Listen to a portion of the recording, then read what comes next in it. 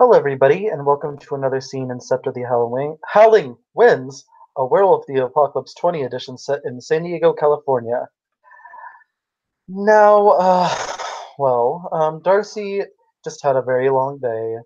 He met Evan, Heals the Past, one of the biggest heroes in his life. Then he met Zhongli, his beta, had a discussion with him.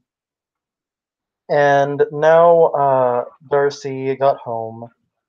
He saw Benny, his husband, and he's plopped on the bed, just kind of just tired. So there's two things that Darcy would notice. One, Benny is sitting basically on one of the chairs in the room with his kind of elbows on his knees and his hands kind of holding his shoulders. And he notices there's a duffel bag at his feet. Darcy sits up. What's going on?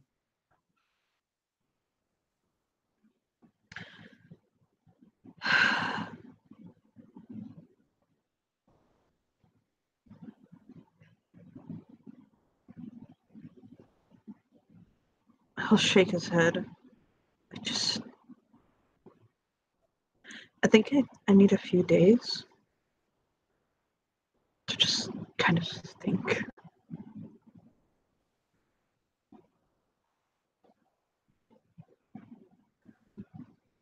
Darcy's studying everything. His brain is just taking a moment to process. Yeah, things are not okay. He didn't take important stuff, but some of his creature comforts he notices are not there.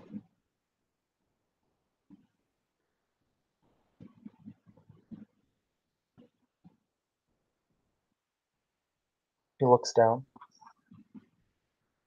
What's wrong?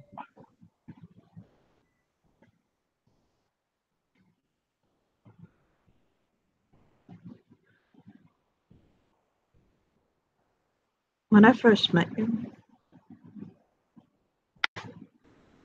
you were,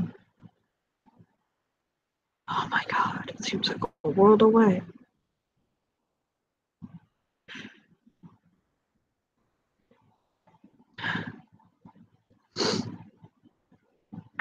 You were clumsy and cute.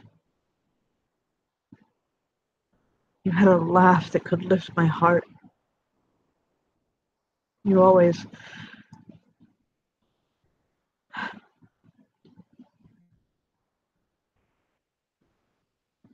just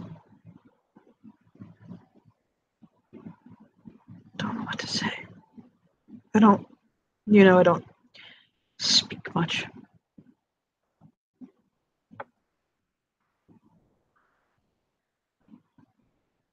Just your priorities have shifted so much into things that are so not where I saw us going. And it hurts.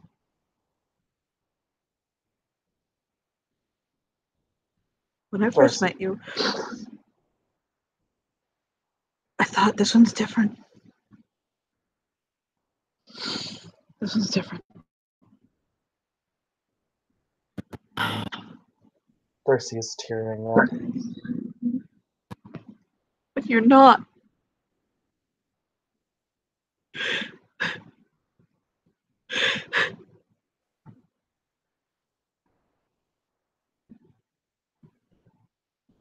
His fingers are kind of clenching onto the sheets of the bed, and his eyes just look lost.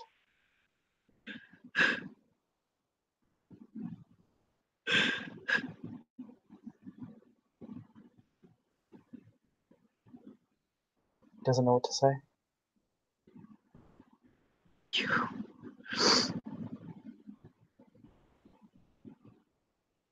You knew who you were. You're my husband. You're a son. You were happy. You're always so happy. And now you're anxious and paranoid. You can't sleep or eat right.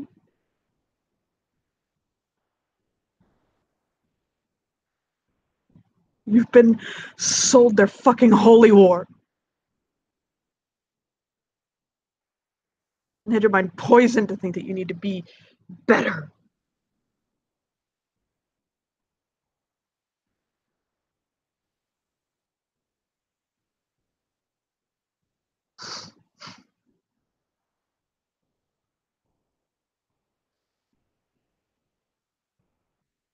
You're always enough for me. Oh, He looks over at him. Looks over at him with just.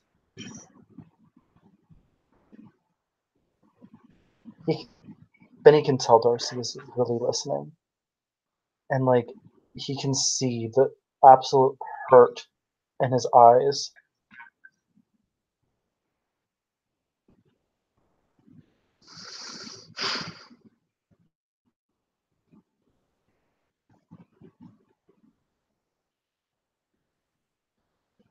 I'm just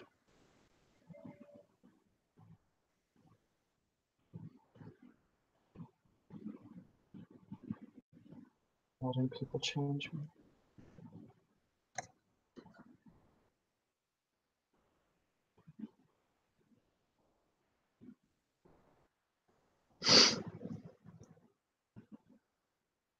Ever since I came to the sect, I've been slowly changing.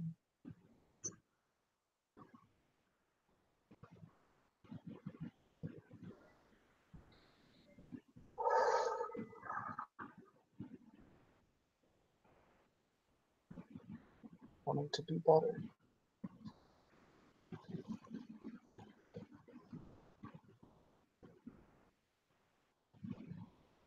Because everybody seems like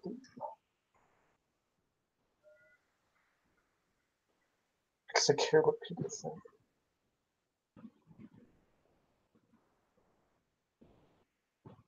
you stop caring about what I think. It doesn't even matter to you anymore. For the admiration of many, you'll give up the love of one. And that is killing me.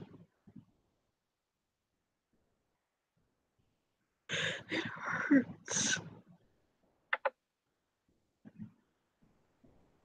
No.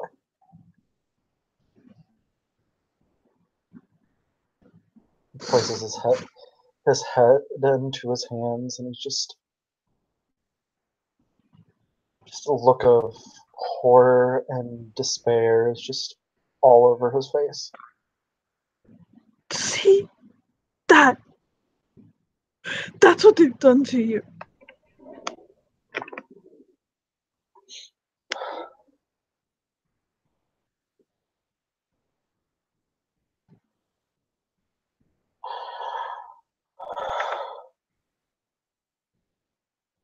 The man I would have married.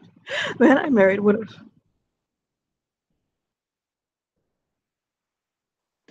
Did the same thing you did when Gogolfangs first showed up at your house. You would have taken a deep breath, nodded, done what he had to do. And then laughed about it later. Oh, that was terrifying. Let's not do that again. God, it was, but it was terrifying, but we got through it. And it wasn't because of lying or because of who you are, what use you are. It's because you're wonderful you.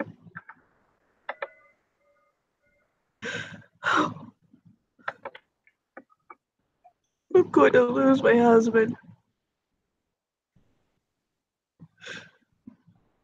Oh, I can't.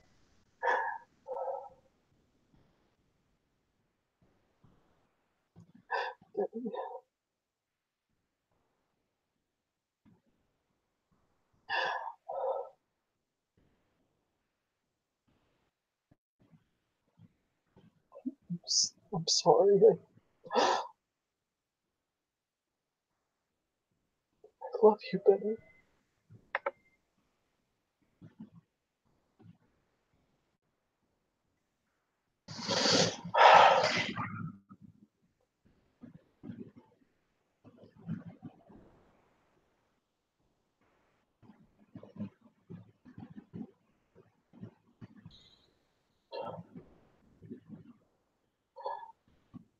Just,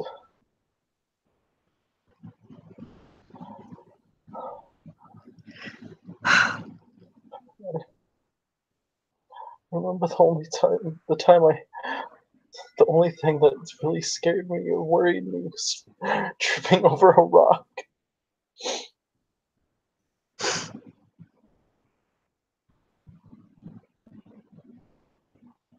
But I wasn't afraid enough. He comes over and he sits down next to him.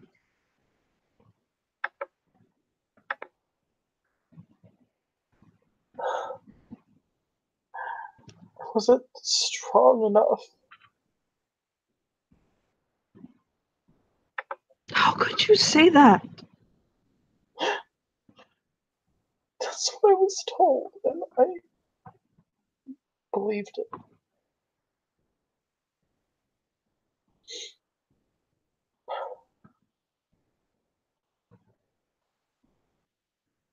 Darcy. He looks at him.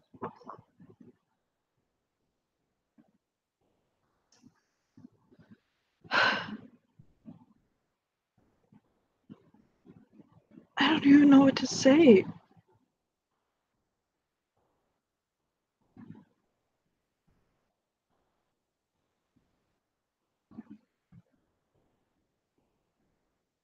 Just Not who I was.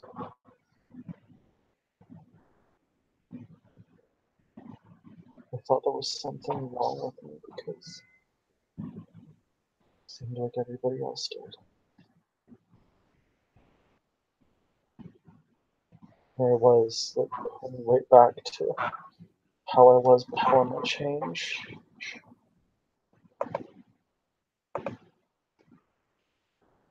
I always saw myself as pathetic, the weird kid. And then eventually it just didn't matter anymore. I just knew I was gonna be weird and I didn't care. Until like became a guru, and then all of a sudden it's high school all over again. I'm the weird kid and I have to get better.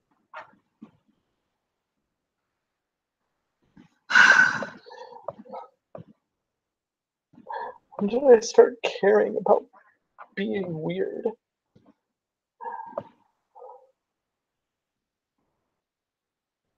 Dad knew who I was. Dad knew I was always the kid who called his books his children and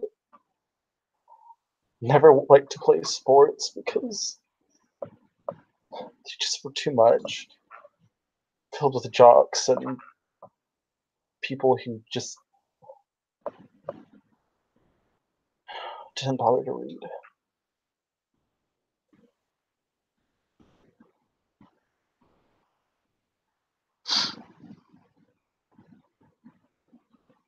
I don't know why I let myself change.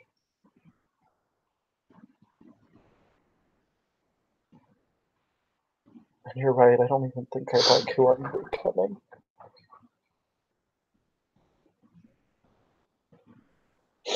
But I'm doing it because, oh my god, it's for the greater good.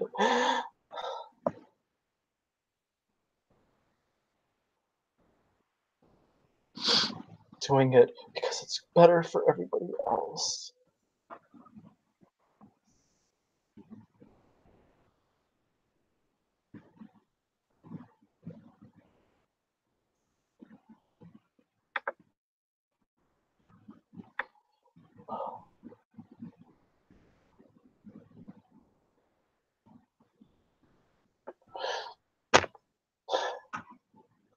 You're my world. You're my everything.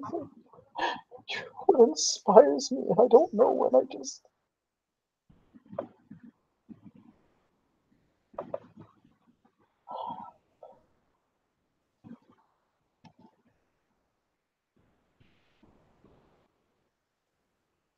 Just seeing your face makes everything better. And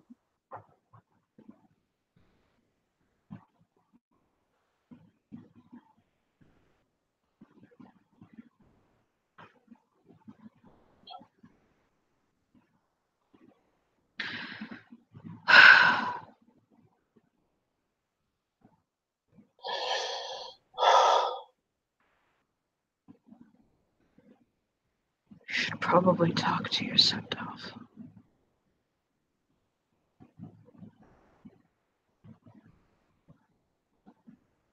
why? I don't know what to say. I don't know what to say to you. I don't know what to do. I don't know. I don't know.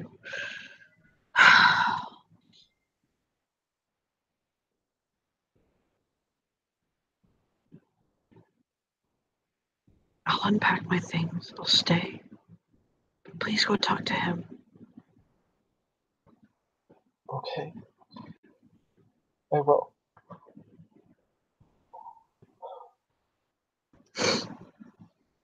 I love you, buddy. I love you too. No, Naslin. He hugs him for a moment. Darcy's Imagine trembling. that. And then he squeezes his hand and then gets up. He'll start putting stuff back around the room. He'll head over to see Emil. Emil is tending the shrine to Fenris. Darcy has, like, the darkest look anybody has ever seen on his face. He'll look over. Like, Darcy looked... If Emil looks at Darcy, he can see it's like his whole world just looks like it's about to shatter.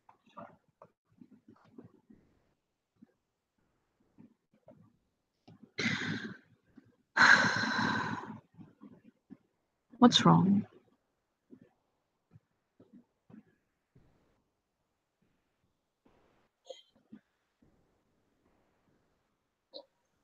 I don't...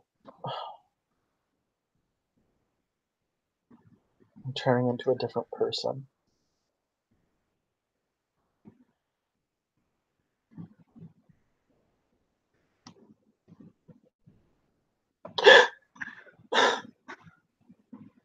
He'll go and he'll kind of stroke his back. Darcy just starts crying.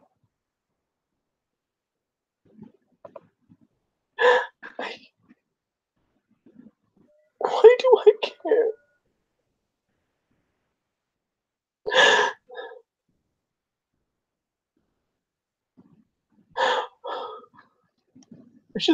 I feel like I have to be better than me. I have to be stronger. I have to let myself go so I can make the world a better place.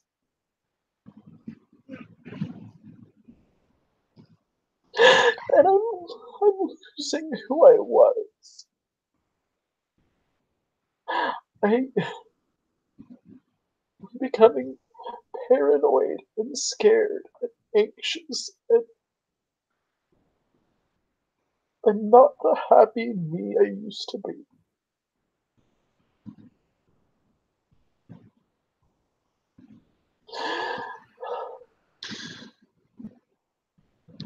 Can I tell you a story? It's quite long. Quite long. But it is one of the greatest tales of our people. Please, I'll listen. He'll loop his arms in his.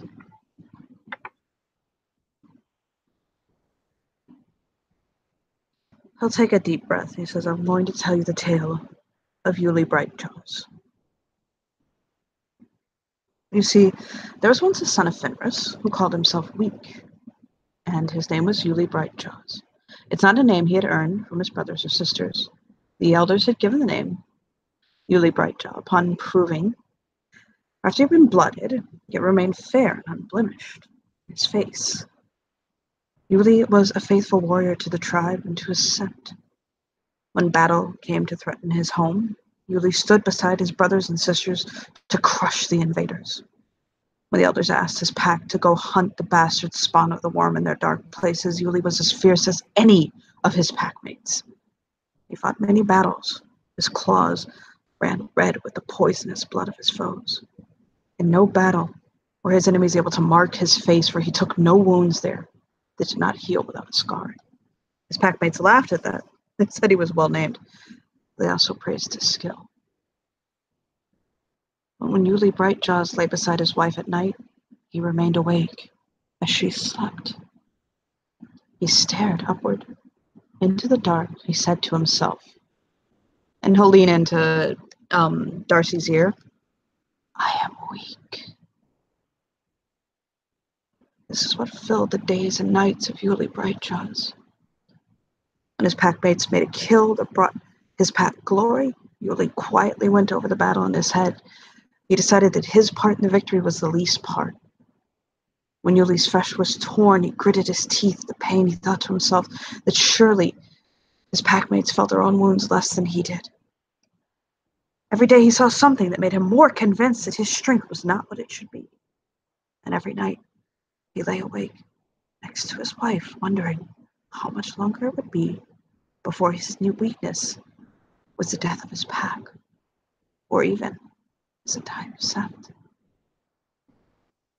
Finally, Yuli resolved himself to do something about it.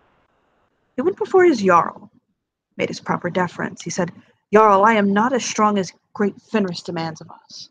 I feel in my heart that I will fail you when your need is greatest. I cannot live with this knowledge. I beg of you to let me go into the spirit world where I can confront myself and wrestle the weakness out of me." They all frowned at him. "Go into the Umbra without your pack. Is this an idea of your own making, Yuli Brightjaws?" "It is. With my pack, I can depend on their strength. My weakness will hide from me. Without my pack, it will become strong and brave. I can face it and kill it." The Jarl growled, shifted in his seat, and he looked over at the wise old goatee that stood in attendance. The elder crescent moon hummed to herself. She rubbed the string of rune stones that hung around her neck. She nodded to the Jarl. "So be it," rumbled the Jarl. "You have to the turn of the new moon to make this thing right within yourself, Yuli Brightjaw. Though I only have your word, your need is as great as you say. Leave on the night of the new moon tomorrow, then return before the moon is new again." Emil will wait a second to let him process and see if he's listening. Darcy's listening. He's taking a deep breath, and he's just like, Because I know he's identifying with it so far. yeah, it's like hitting straight home. So he's really listening. Yuli knelt and bowed his head. He returned to his family. He ate with them. He wrestled with his children. He did not burden them with his news that he had never been the way of the Fenrir. In the night, he whispered into his wife's ear, "I must go again." She did not reply with words and said instead farewell to him as husbands and wives do. Kind of winks at him. He made ready his journey on the next day, selecting what things he might need, but would not find along the way, binding them to his spirit form. He had a final meal with his family. He stepped out his front door. His wife and children came after him. "My husband, where is your pack?" Yuli's wife asked in a concerned voice. "Why did they not meet you here?" Yuli felt pain in his heart when he answered, "I go without my pack. I go into the spirit world." "Why?" asked Yuli's wife in a whisper. "You've never done this thing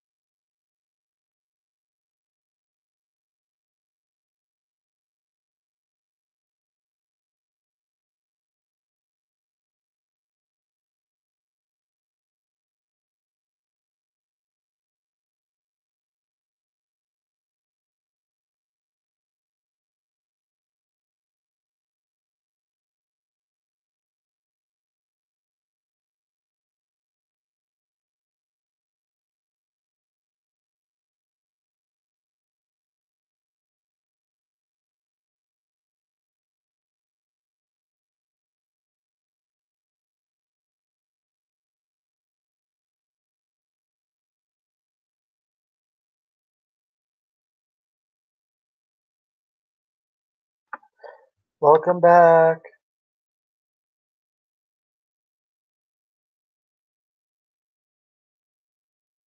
Have you updated? Sorry. Okay. Where was I? What was the last thing I said? He had done this before from his wife. Check PM, by the way. Sorry about that. My net dropped.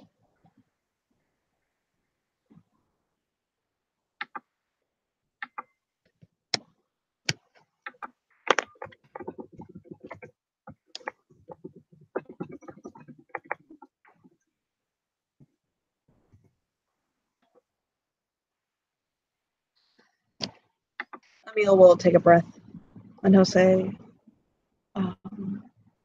I'm sorry, wife of my heart, mother of my children. I must leave because I'm weak. Who said such a thing? Spat his wife. Who would dare lie in such a way? Husband, you should catch the man who slanders you. You should tear his skin from his body. It is no slander, Yuli told his wife. It's no lie. The weakness is real as you are to me. I feel it clutching my guts by the day. I feel it clutching my soul by night. I must go to the spirit world where all things are made solid. If I am lucky, I will find it there. I will hunt it down and kill it. Then I will come back home again to be a husband a wife can take pride in. Tears ran down the face of Yuli's wife. They melted the snow where they fell. She bit her lip until the blood ran. She said nothing more, for it was not the place of kin to question Fenrir, not even their own mates. Yuli kissed his wife. Yuli let her hot tears remain on his cheeks while he kissed his children goodbye. And then he turned, walked down the road without looking back. He'll give Darcy a second.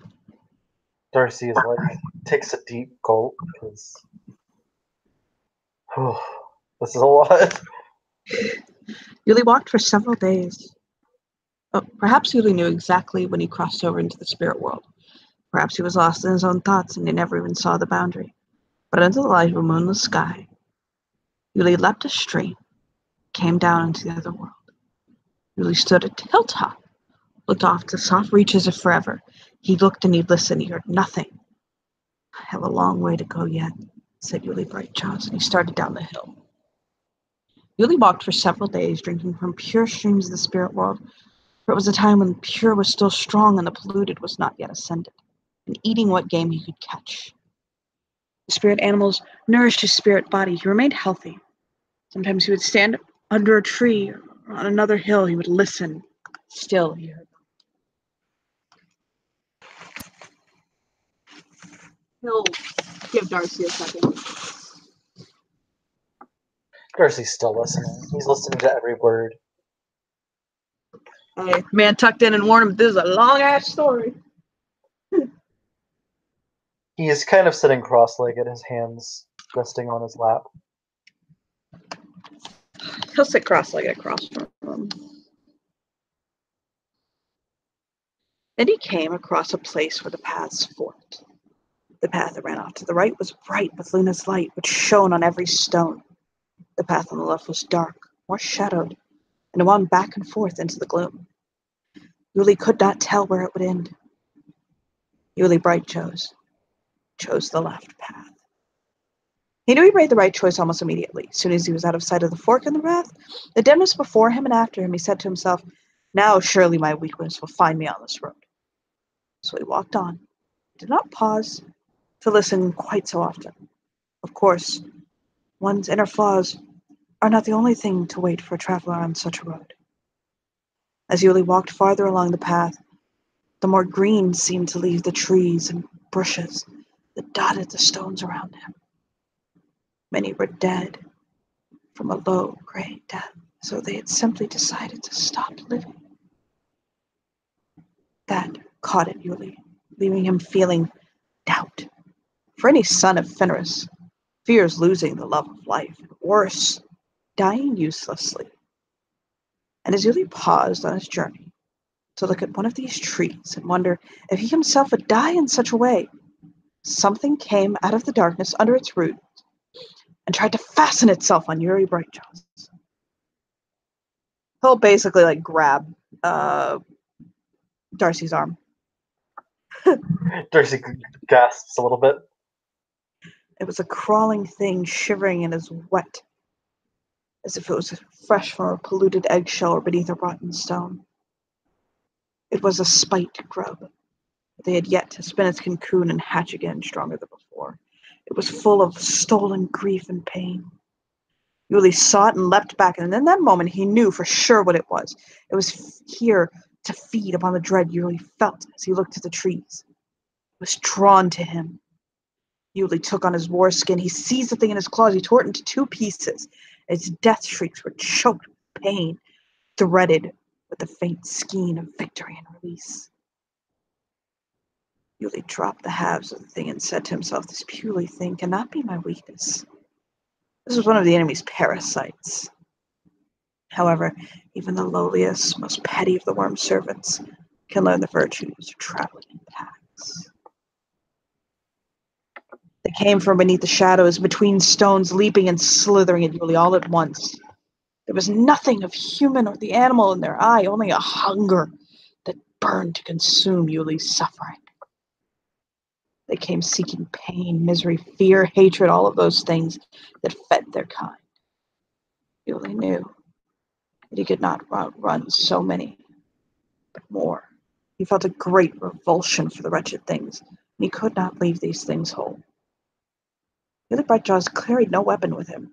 He had no family heirloom, and a mortal sword or axe would have been useless than his own good claws and teeth. Against so many, claws and teeth were less than effective. So he leapt off the path to where one of the dead trees stood and called on the might of Fenris. He tore the tree out of the ground. Then he was well and truly armed. Each swing of Yuli's new club dashed multiple wing bangs to the ground. Each downward strike smashed several ground crawlers to jelly. He ran, he leapt, the teeth in his arms swinging as he went. Before long, those that did not lay broken on the ground fled in terror at the might of Yuli Brightjaws. He says proudly. Darcy smiles softly. After a while, after his success, he continued down his path. The stones surrounding the path grew rougher and sharper as Yuli continued on his journey. The trees and bushes became fewer and farther apart. Great clouds obscured the light of Luna, and Yuli's way was not lit by silver, but by deepening gray. The path itself remained smooth. It was an easy walk, as it wound ever so slightly downward to the gloom beyond. Yuli noted each landmark as he passed it, and stepped lightly. The crawling things that lived in the deepest shadow did not trouble him.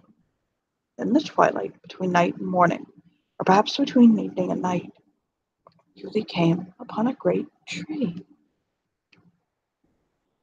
He'll look at him as though he wants to see if he wants him to continue. He's nodding. The tree grew from a stone the size of a ship its roots burrowed deep in the gray rock. It would have been tall had it stood straight, however it was bent and hunched over, with not a leaf left in its branches. Yet for all that, it seemed strong as any living oak, as if it had fed on the strength of the stone and made it strength of its own. In the branches of the tree sat 2 ravens, as large as wolves. Yuli knew the laws of the spirit world. It was no accident. So he walked under the tree and nodded his head to the ravens in respect. The raven on the left spoke, and its voice was like crackling icicles falling to stone. "Where are you going, Yuli Brightjaws? You are far from home." "I'm seeking something," Yuli replied. Then the raven on the right also spoke. His voice was like the brittle leaves on a cold wind. "What are you seeking, Yuli Brightjaws? It must be something important." Yuli didn't really care for the tone of the ravens. So from the old pacts between Fenris and Haflin. And more, he knew that if he did not speak plainly with him, they would worry at him whether he went till they were satisfied they knew his business. Such is the way of ravens. No kind of chuckle. "I'm looking for my own weakness." Both ravens shared a cackle. "No wonder you walk away from your tribe then," said the raven on the left. for they walk away from their weakness and towards their strength. Still, said the raven on the right, perhaps you're doing the right thing. If you carried your weakness with you and could not set it down in the realm of flesh, perhaps here you can outrun it. I am not some jackal wolf that would run from my weakness, Yuli growled. I intend to find it here and kill it. Both ravens laughed like cracking bones. Do you think it'll be that easy? Cackled the raven on the left. You are no stronger here than you were before. The raven on the right purred. If you could defeat it with your strength, you would have done that long ago. No, you need another way to overcome yourself, Yuli Brightjaws. You need wisdom. If you're willing, Yuli Brightjaw, we will share with you our secrets. The raven puffed out their coats and shifted foot to foot on the branches.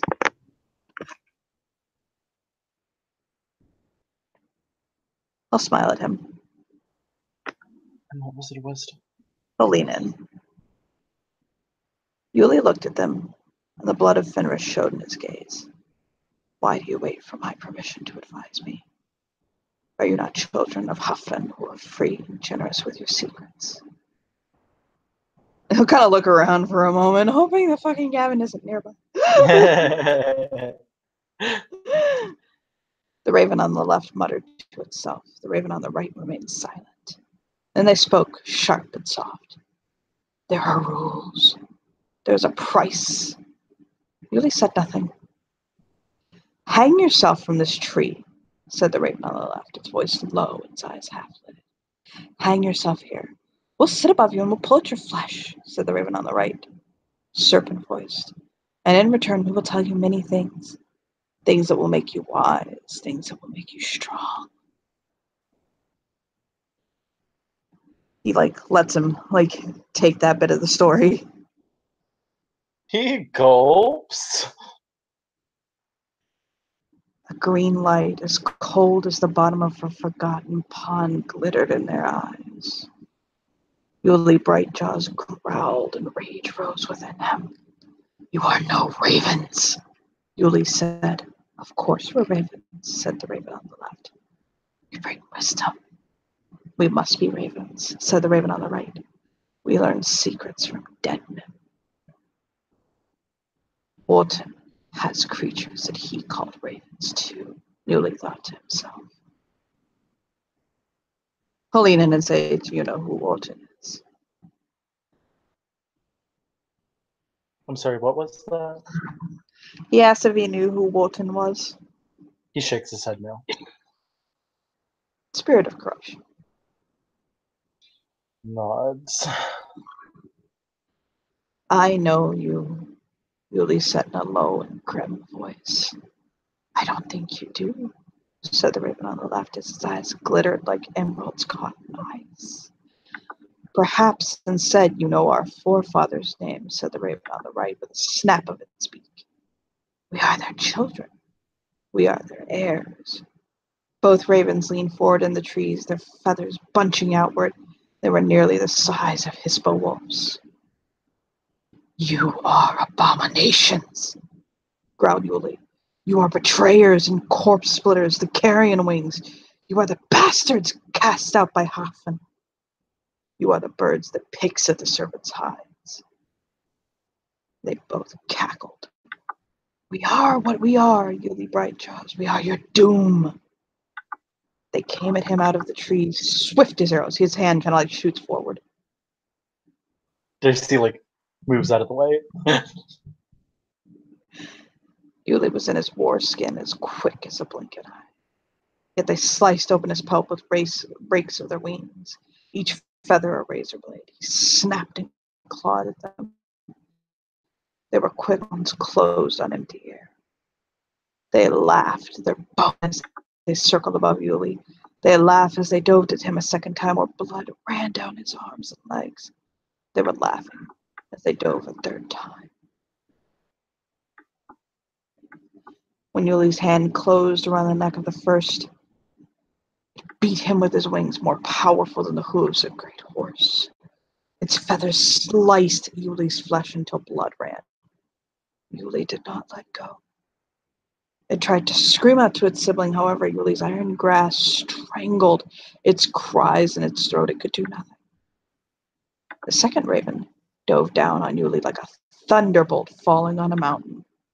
However, a thunderbolt cannot strike a mountain low, and the raven did not strike down the son of Fenris. Its beak sank deep into Yuli's shoulder meat. Yuli reached out with his other hand. Yuli caught the second raven by the neck. It, too, beat Yuli with powerful wings, slashing Yuli with dagger-sharp feathers. Yuli did not let it go. He strode over to the stones that supported the raven's tree. He dashed both their heads against the rocks, breaking open their skulls, spilling out their brains. Yuli then hung the body of the dead ravens to the tree, then hastened from that place. Although he saw nothing, he heard the soft pad of feet that followed him. Oh, look at him. Darcy's eyes are wide. Yes, keep going. Do you wish me to keep going? He'll Yes. smile. Yes, please continue. I think Emil is proving why he's an Elder Galliard. Darcy's on the edge of a seat. He's on the edge of the grass. Yes. He's on the There were edge no of a more blade of trees. grass. Like perched. There were no more trees after that. There were no more bushes, no more spirit animals, nothing that lived. Yuli drank sparingly from the streams that sometimes trickled among the stones. The taste was flat and long, as if it was trying to be bitter, only it lacked the strength to do so. Yuli moved onward. He felt that if he turned and walked back, there was a chance the things that followed him would flee. So instead, he walked forward, in hopes that his pursuer would grow bolder.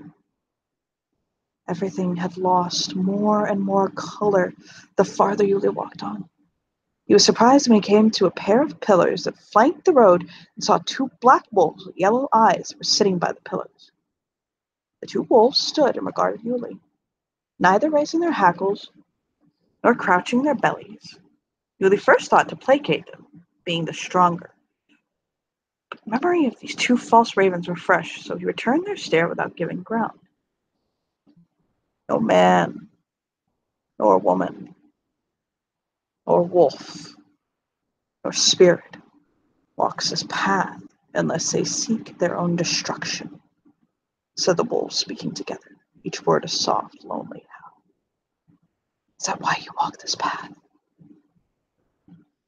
I seek my doom, yes, said Yuli to the wolves, but I do not intend to surrender to it. I walk this path so my doom can catch up to me, and then we shall fight and see who is stronger. He'll kind of give Darcy a smirk. Darcy has a half smile. Brave words, said the two. Perhaps this path is not for you. Beyond these gates, nothing waits for you but your destruction. The path back to the moonlit lands is nowhere to find your doom, however. No, what you seek lies on the third path to lead from this place. Yuli looked to either side. I see no third path. He would not, laughed the wolves, and there was a cry of the scavenger in their voice. We have walked the path we speak of ourselves. We can show you the way quite easily. We would be honored to do so, Yuli Brightjaws. Are you not bound to watch this path and warn travelers?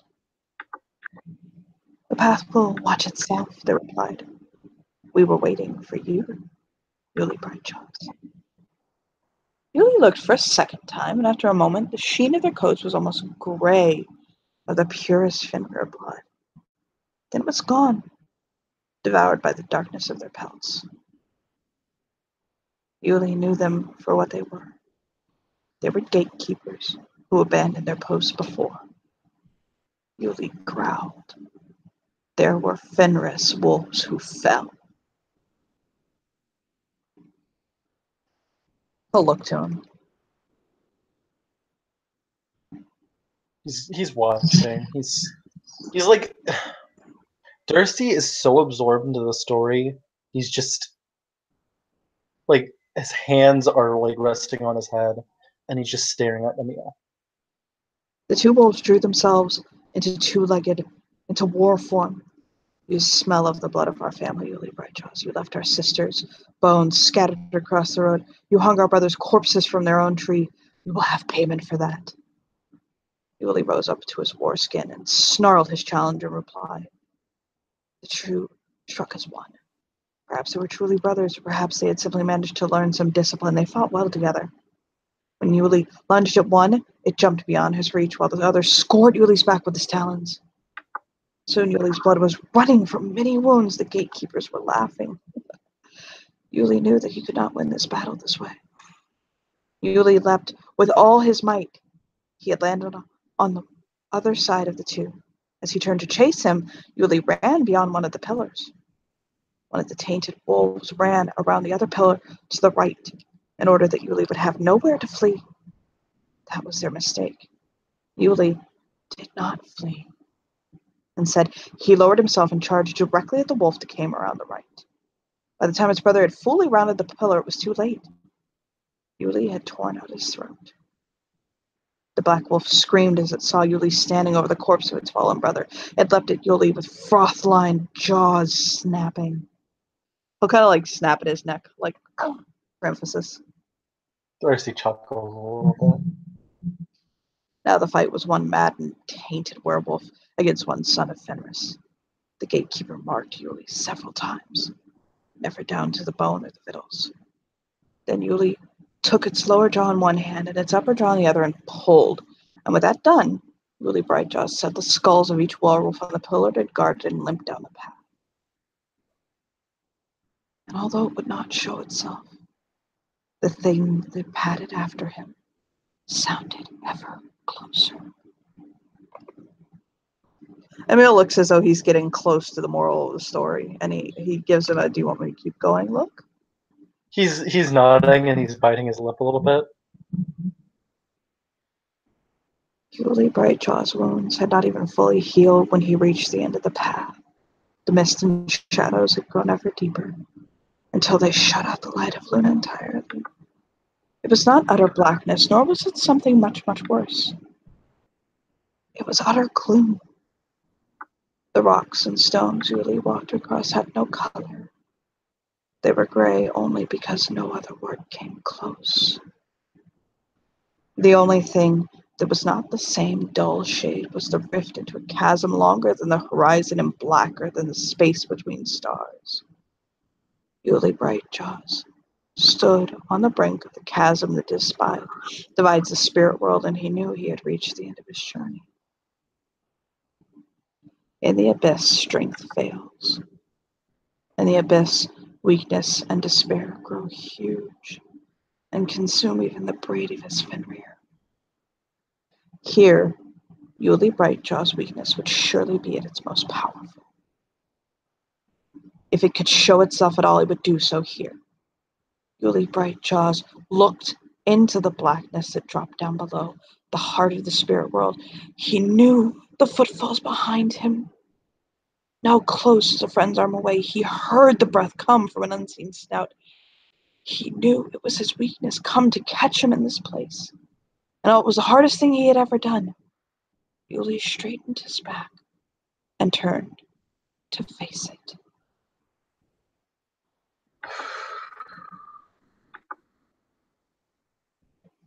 It was great Fenris who stood behind him.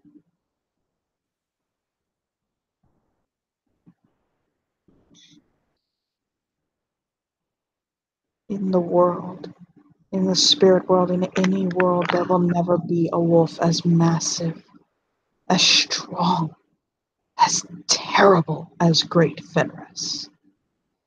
When he opens his jaw to devour his foes, a man on a tall horse could ride through his throat and never have to bow his head. His eyes are as yellow as newborn suns. His coat is gray as despair, is much stronger than iron. When great Fenris howls his anger to the skies. The stars shakes and the heaven weep from fright. That is what he is. He is rage. He is the first wolf. He is the one who catches comets in his teeth and gnaws them until they bleed. And now he stood before Yuli Brightjaws. When he spoke, the voice was like ice, each word bitten off by a snap of his terrible jaws. Why are you here, Yuli? Great Fenris, I'm here because I fear my weakness. I came through these realms in search of it, to let it dog my heels and then catch it and tear it apart, that I may be worthy of your favor once more. Great Fenris stood there unmoving, but thunder rolled in his throat. You know that I can see through false strength to flaws beneath. I do, Great Fenris. Again the great wolf rumbled. Do you want me to show you where your weakness lives? Yuli trembled with dread, but the words he spoke came from his soul.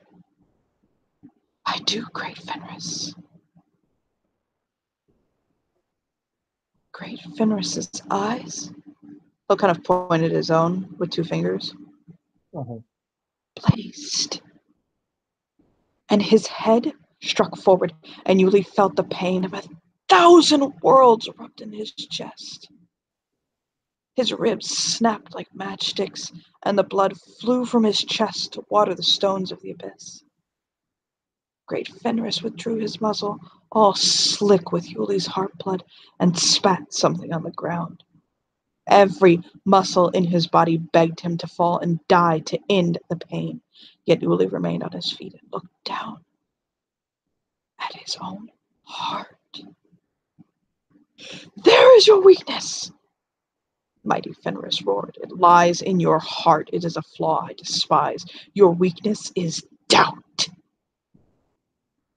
A flaw so enfeebling it drove you to question my judgment, to presume I would call a weakling my child. The flaw in your spirit has brought shame upon your sept, your family, and upon me. Even in the dim light of the abyss, Great Fenris's teeth gleamed bright as bloody swords. What do you have to say for yourself, Yuli Brightjaws? Though his heart lay on the ground before him and his chest was a ruin, Yuli found his voice. I am ashamed, Great Fenris. Each breath brought fresh pain, but he continued. I measured myself by my own fears, not by my pack, not by my tribe. I thought the worst of myself. And so I thought the worst of all those who call me strong. I did not have the pride I should. I was not proud of being Fenrir. Great Fenris growled deep and low, and his eyes still burned with fury, but did not bare his teeth. Take your heart, Yuli Brightjaws. Eat it. Eat your heart and know yourself. He turned, and he was gone, lost in the shadows of the abyss. Yuli's sight was fading. He groped blindly on the ground in the warm wetness of his own blood. His fingers closed on his heart, still beating. He put it to his jaws, as the smell of his own heart's blood made him both sick and ravenous. He bit into his heart and ate it in 3 bites.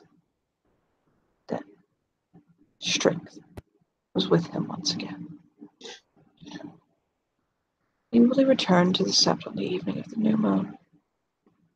He bowed before his Jarl and told him the story of his shame, and found new pride.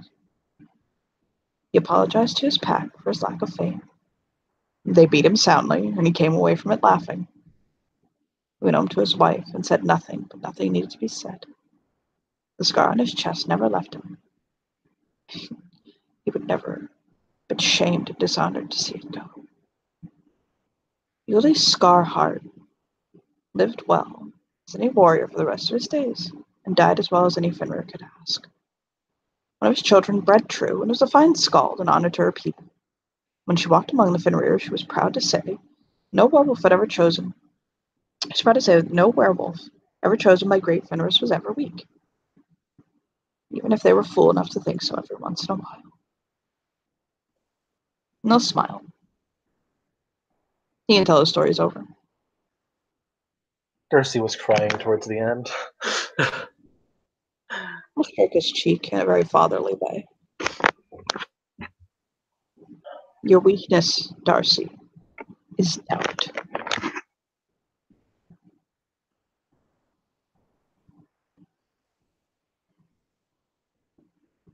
It's funny.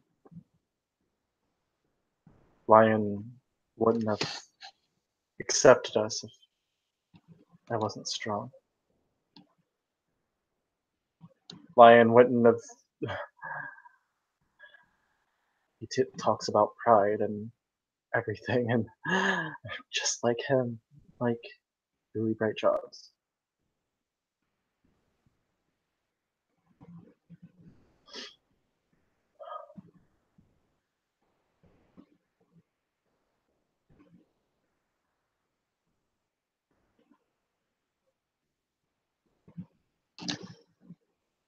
I want to rename you.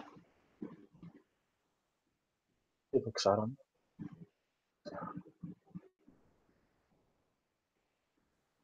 I want to rename you Darcy Brightheart.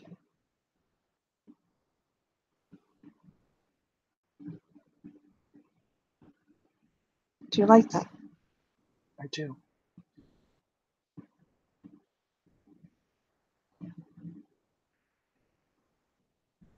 Thank you. We'll smile on Baba's head. He wraps his arms around Emil and just kind of hugs him. And hug him so tight.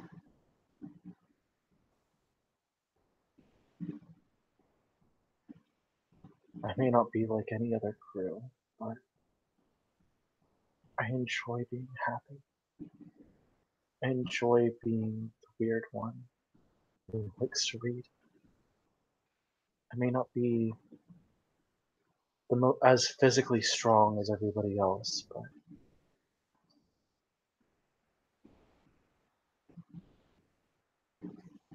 I'm me. That's all I ever really want to be. I don't want to change because there's nothing wrong with me.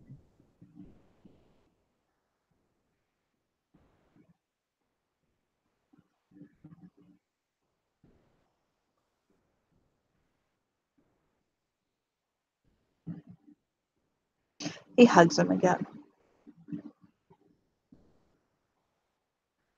He hugs him so tight. And then he laughs. I'll laugh. I'll laugh with him. Oh, I didn't tell you! And he has like this biggest grin on his face, letting the little He tears lights just up. like, He slide lights down. up. What? What didn't you tell me? What didn't you tell me? Tell me. I got to meet Evan Heals the Past. Oh, mon Dieu. I know how much you admire him. He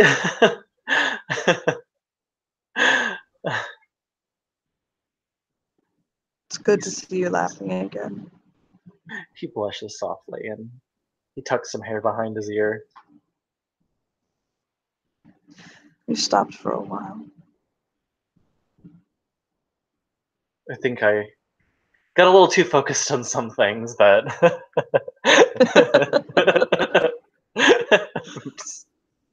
he throws a rock and it's a tree. I funny story, Jonas Albrecht said I was a lot like him and just made me smile. That's good.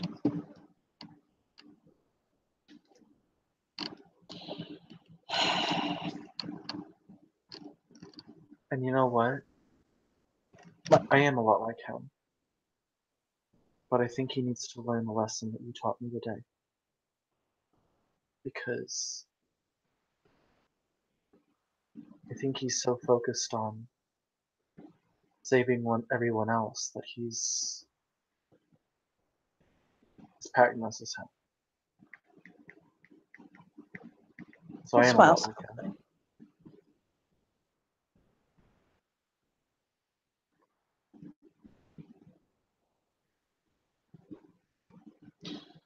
He smiles.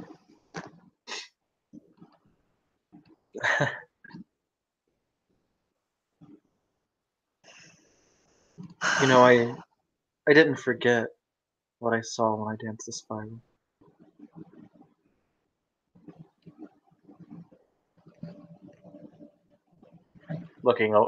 He looks back up into Emil's eyes. I missed what you said. Sorry. He said, I didn't forget what I saw when I danced the spiral. He takes a deep breath. He'll nod.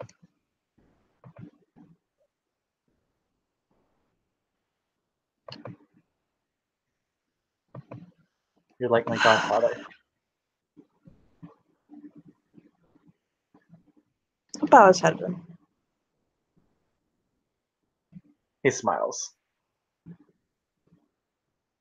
And he lightly punches his shoulder.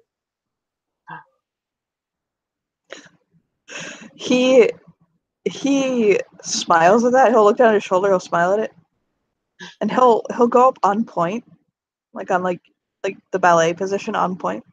Yeah. And he'll kind of tittle over a couple of steps this way, and then tittle over a couple of steps that way, and he kind of playfully kicks Darcy upside the head, like pop, whap. He does this dramatic cartwheel back, like, ugh. He'll smile. Oh no. I don't know too many people who have used ballet as a combat style. Okay. You know that it probably is really effective. Come on. See, my combat style is just kind of mix things together and see what I can do. Because I've just been kind of swinging at a punching bag and hoping for the best. So he'll knowing that Darcy can take a hit like a man, he'll run at him, leap up into the air like a ballet leap, and then go into a roundhouse kick and just whap him upside the head. He goes and tumbles back. And he just hits the floor and kind of does a spin. And ow! In the spin, he'll fold his hands behind his back and smile. That really hurt. I was pedaling my kick. I didn't kick you as hard as I could have. You know, if I start swinging at you, people will start thinking I really am a heretic and that I'm attacking the sound. So I can't hit you. I think everybody here is a little bit of a heretic, too. Just smile at him.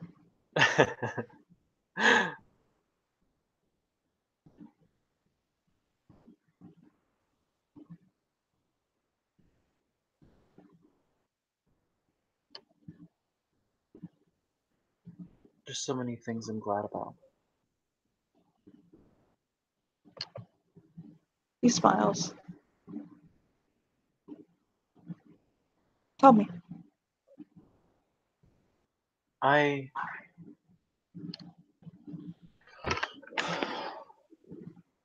You know, I'm really happy that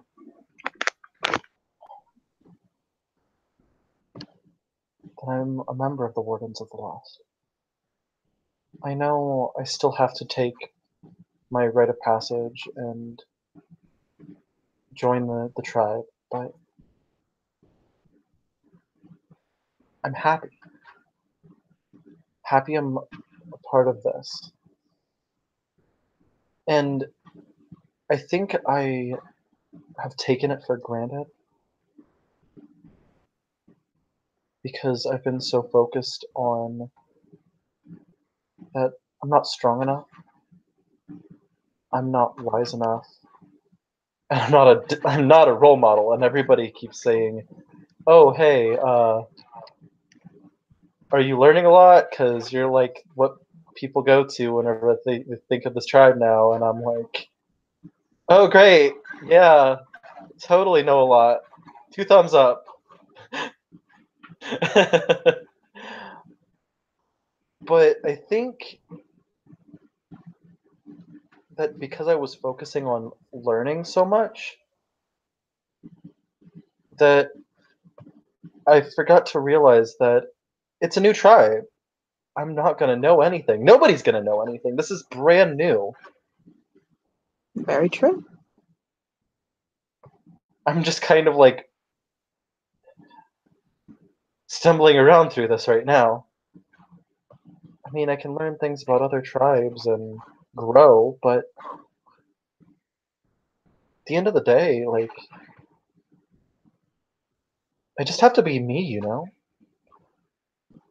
He nods.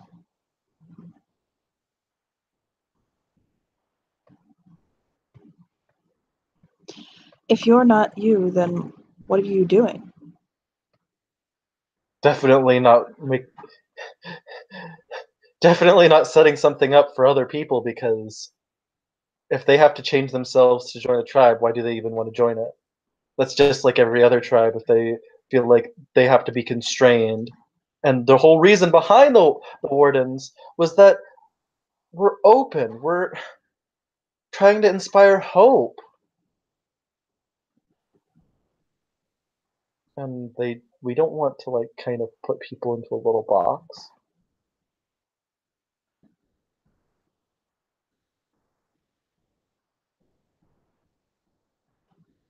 He grins. He smiles.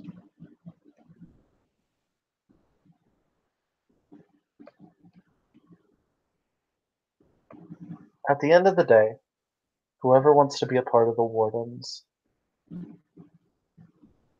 can be a part of the wardens. And they'll learn. Heck, most cubs joining any of their tribes. Do you think they really know a lot about them? Probably not, because they were cubs.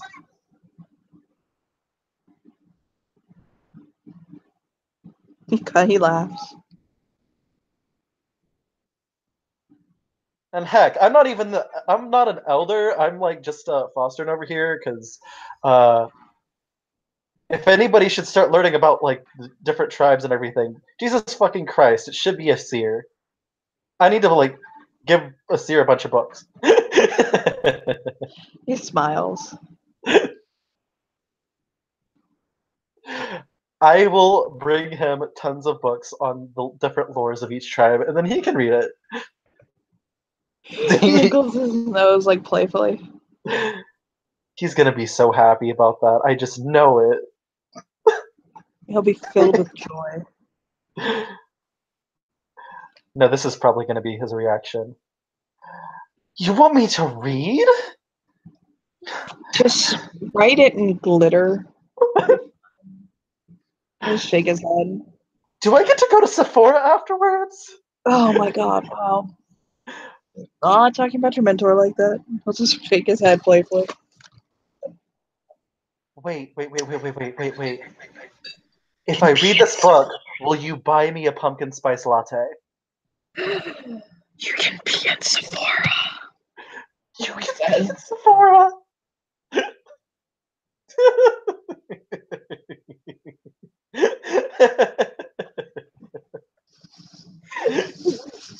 He falls to the ground and starts rolling. Seriously, truly happy to see Darcy like laughing and like talking.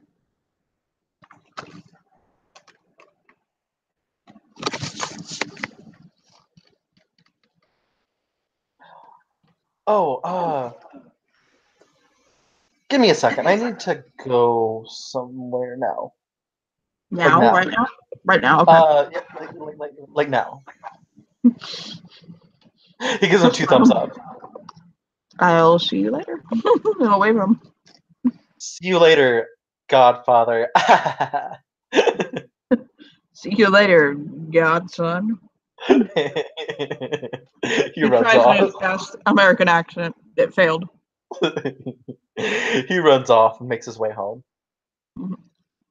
Where'd he go? He's going home to see Benny. Everything is back in place.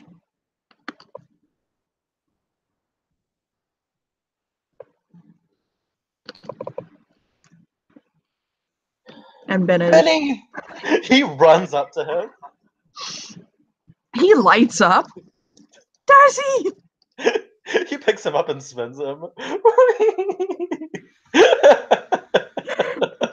So Darcy trips and falls down with Benny in his arms, but it only makes Benny laugh harder. He starts rolling on the ground with him. I'll roll with him. Yay!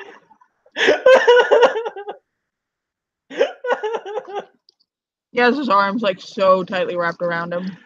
He squeezes him playfully and then boops his nose. Sneeze. So I think I've been a little too serious that I literally have been.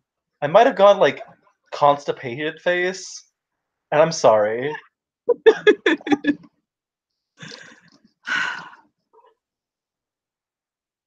I'll smile.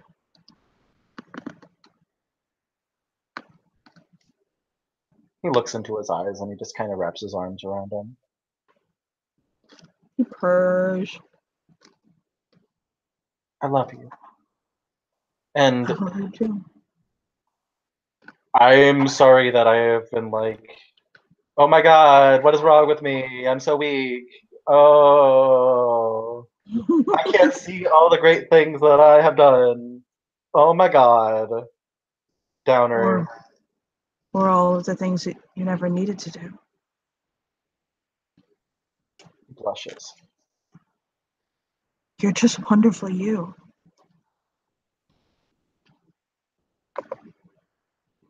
You're wonderful. And I'm sorry I didn't appreciate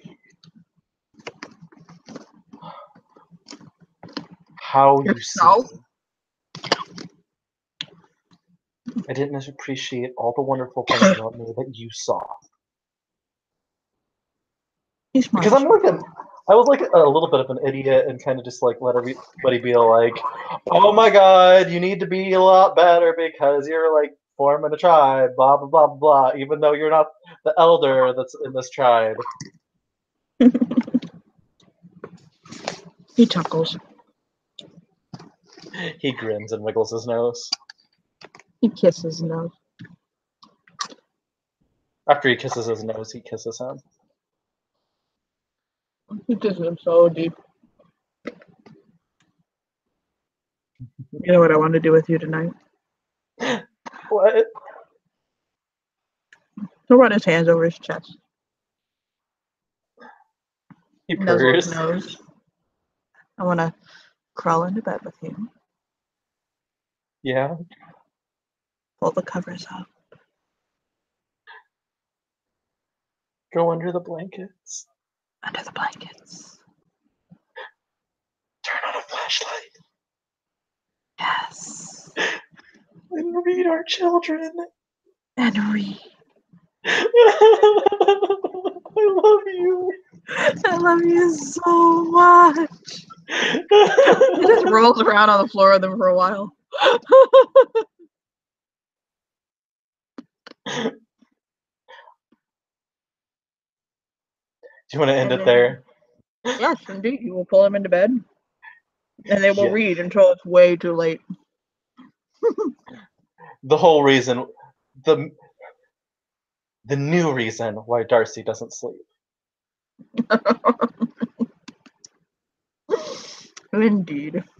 Thank you, players, for playing. Thank you, watchers, for watching. This was another scene, and that was amazing. Good day and bye.